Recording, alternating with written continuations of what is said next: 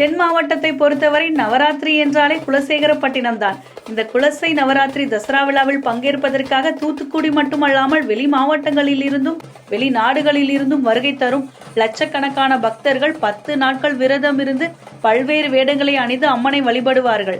அத்தகைய சிறப்பு பெற்ற குலசேகரப்பட்டினம் முத்தாரம்மன் கோவில் நவராத்திரி தசரா திருவிழா நேற்று கொடியேற்றத்துடன் கோலாகலமாக தொடங்கியது.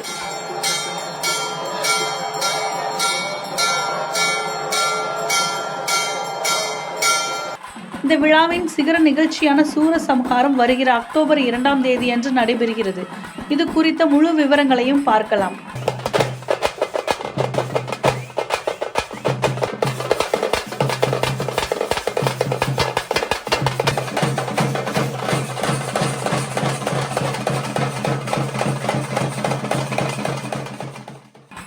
திருச்செந்தூர் அருகே உள்ள குலசேகரப்பட்டினம் ஞானமூர்த்தீஸ்வரர் முத்தாரம்மன் கோவிலில் ஆண்டுதோறும் நடைபெறும் நவராத்திரி தசரா திருவிழா பிரசித்தி பெற்றது.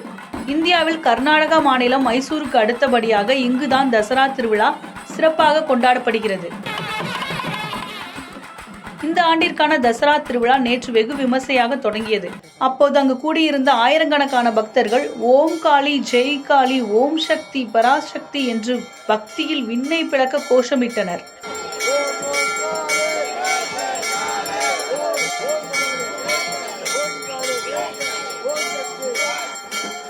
அதைத் தொடர்ந்து கோவிலுக்கு வந்த தசரா குழுவினர் மற்றும் பக்தர்கள் விரதம் இருப்பதற்கான மாலை அணிந்து கையில் காப்பு கட்டி விரதத்தை தொடங்கினர்.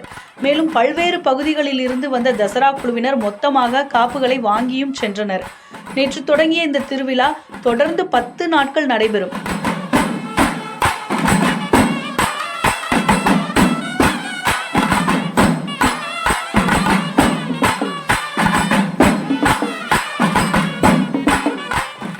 இந்த நாட்களில் தினமும் இரவில் அம்மன் பல்வேறு வாகனங்களில் எழுந்தருளி வீதி உலா சென்று பக்தர்களுக்கு அருள் பாலிப்பார். இந்த நவராத்திரி தசரா விழாவில் வேடம் போட தூத்துக்குடியை அடுத்த முத்தையாபுரம் பகுதியில் கூடாரம் அமைத்து பக்தர்கள் விரதம் இருப்பார்கள். அதில் காளி, அம்மன், முருகன், விநாயகர், அனுமன், குறவன், குரத்தி என பல்வேறு வேடங்கள் பூண்டு ஊர் ஊராக சென்று மேளதாளங்கள் முழங்க காணிக்கை பெறுவார்கள். அப்படி பெறும் காணிக்கையை கோவிலுக்கு செலுத்துவார்கள்.